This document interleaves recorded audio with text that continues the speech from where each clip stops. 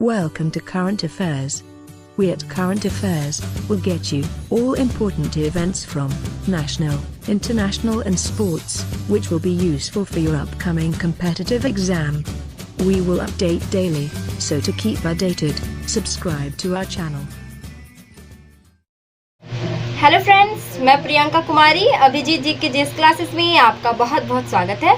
जैसा कि आप जानते हैं कि हम हर रोज आपके लिए कुछ महत्वपूर्ण करंट अफेयर्स को प्रस्तुत करते हैं। तो आज के हमारे करंट अफेयर्स का विषय विश्व विरासत दिवस और कोरोना वायरस से संबंधित परीक्षा उपयोगी प्रश्नों का संकलन शामिल है, जिससे संबंधित आपको हम महत्वपूर्ण टॉप 10 प्रश्न बताएंगे जो हमारे कॉम्पिटिटिव यानी प्रतियोगी परीक्षाओं में इससे संबंधित प्रश्न जरूर पूछे जाएंगे। तो चलिए हमारे टॉप 10 का प्रश्न संख्या 1 देखते हैं। कोविड-19 के कारण राष्ट्रव्यापी लॉकडाउन की स्थिति को देखते हुए किस राज्य में आयोजित होने वाले त्रिशूल पूरम उत्सव को पहली बार रद्द कर दिया गया है? हमारा ऑप्शन ए है तमिलनाडु, बी है केरल, सी है पंजाब, डी है कर्नाटक। जिसका सही उत्तर ऑप्शन बी है केरल। इस वर्ष त्रिशूल पूरम उत्सव 2 मई को आयोजित होना था, किंतु कोविड-19 के कारण राष्ट्रव्यापी लॉकडाउन को 3 मई तक बढ़ा दिया गया है। परिणाम स्वरूप केरल की सरकार ने इसे रद्द करने का निर्णय लिया है। त्रिशूल पूरम भारत के केरल राज्य में आयोजित किया जाने वाला एक वार्षिक हिंदू त्योहार है। त्रिशूल पूरम उत्सव के लिए राजा राम वर्मा का योगदान उल्लेखनीय है, जो कोचीन के महाराजा 1719 से 1805 तक थे और सक्थान थम्पुरन के नाम से मशहूर थे। तो चलिए प्रश्न संख्या 2 देखते हैं। विश्व विरासत दिवस निम्न में से किस दिन मनाया जाता है? हमारा ऑप्शन ए है 18 अप्रैल, बी है 20 मार्च, सी है 10 फरवरी और डी है हमारा 15 जनवरी। जिसका सही उत्तर ऑप्शन ए है 18 अप्रैल। आपको बताते चलें कि इस वर्ष के लिए विश्व धरोहर दिवस की थीम साझा संस्कृति, साझा विरासत, साझा जिम्मेदारी है। इस दिवस का उद्देश्य वैश्विक स्तर पर सांस्कृतिक विरासत की विविधता के महत्व के बारे में जागरूकता पैदा करना तथा भविष्य के लिए संरक्षित करना है। वैश्विक स्तर पर कोविड-19 के प्रकोप के कारण इस वर्ष दिवस को इंटरनेट के माध्यम से मनाने का निर्णय लिया गया है। तो चलिए प्रश्न संख्या 3 देखते हैं। किस भारतीय शतरंज खिलाड़ी को हाल ही में WWF यानी वर्ल्ड वाइड फंड इंडिया के पर्यावरण शिक्षा कार्यक्रम के ब्रांड एम्बेसडर नियुक्त किया गया है? ऑप्शन है ए गिरीश कौशिक, बी है निहाल सरीन, सी है कार्तिक वेंट्रमन और डी है विश्वनाथ आनंद। सही उत्तर हमारा ऑप्शन डी है विश्वनाथ आनंद। WWF इंडिया ने भारत में पर्यावरण संरक्षण के 50 वर्ष पूरे किए हैं और पर्यावरण के संरक्षण और बचाव के लिए विश्वनाथ आनंद के जुड़ने से खुश है। विश्वनाथ आनंद का जन्म 11 दिसंबर 1969 को तमिलनाडु के मिलादुथुरई में हुआ था।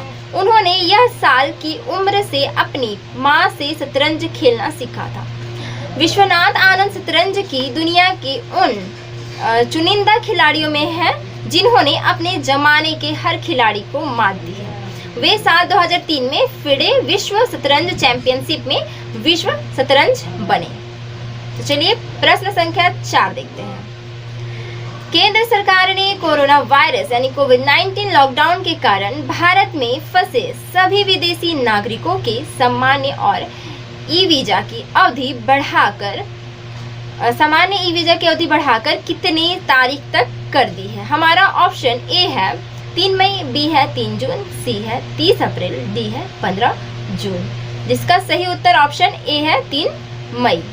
केंद्र सरकार के अनुसार वीजा अवधि के विस्तार के लिए किसी से कोई फीस भी नहीं ली जाएगी। पहले चरण के लॉकडाउन में भी विदेशियों के वीजा की अवधि बढ़ाई गई थी और अब जब लॉकडाउन को दूसरी बार बढ़ाया गया है तो सरकार ने उनकी वीजा में 3 मई तक का विस्तार कर दिया है। सरकार के अनुसार राजनयिकों और संयुक्त राष्ट्र के अधिकारियों के अतिरिक्त उन सभी विदेशी नागरिकों का वीजा 3 मई तक निलंबित रहेगा जिन्हें इस अवधि में भारत आना था। तो चलिए प्रश्न संख्या 5 देखते हैं। किस राज्य ने मुख्यमंत्री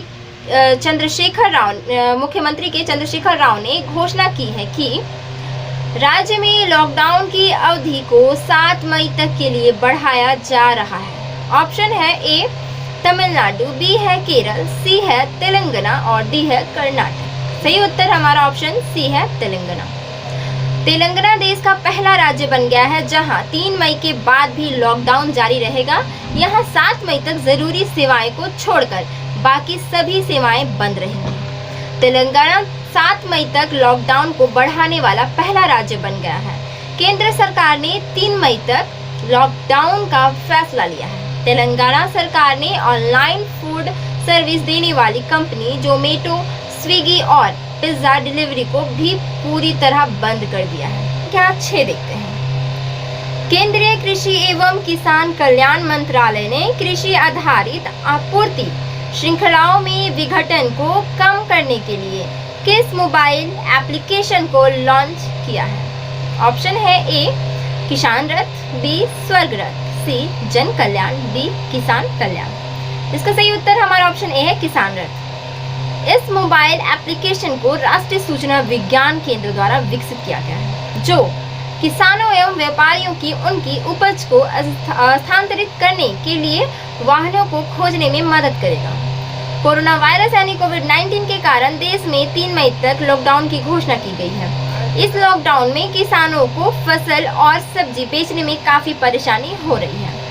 केंद्रीय कृषि मंत्री ने किसानों की इस परेशानी को देखते हुए यह ऐप लॉन्च किया है, जिससे उनकी कुछ सहायता हो सके। तो प्रश्न संख्या 7 है, हाल ही में किस राज्य सरकार द्वारा एक अध्यादेश के माध्यम से राज्य निर्वाचन आयोग के कार्यालय में कटौती की गई है? ऑप्शन ए है पंजाब, बी है झारखंड, सी है आंध्र प्रदेश, डी है बिहार। जिसका सही उत्तर है हमारा ऑप्शन सी है आंध्र प्रदेश। आपको बता दें कि आंध्र प्रदेश के माध्यम से पंचायत राज अधिनियम 1994 में संशोधन के माध्यम से राज्य निर्वाचन आयुक्त का कार्यकाल 3 वर्ष तक सीमित कर दिया गया है। साथ ही अध्यादेश में उल्लेख किया गया है कि राज्य निर्वाचन आयुक्त को उच्च न्यायालय के न्यायाधीश को हटाने के आधार पर प्रक्रिया के अतिरिक्त किसी अन्य आधार पर नहीं हटाया जा सकेगा। आंध्र प्रदेश में स्थानीय निकायों के चुनाव होने वाले थे, लेकिन राज्य निर्वाचन आयुक्त ने कोविड-19 महामारी के प्रकोप का हवाला देते हुए चुनाव स्थगित कर दिए हैं। तो चलिए प्रश्न संख्या 8 देखते हैं। हाल ही में भारत की किस अग्रणी दुपहिया कंपनी ने यूनाइटेड किंगडम की 122 साल पुरानी मोटरसाइकिल कंपनी नॉर्टन का अधिग्रहण कर लिया है?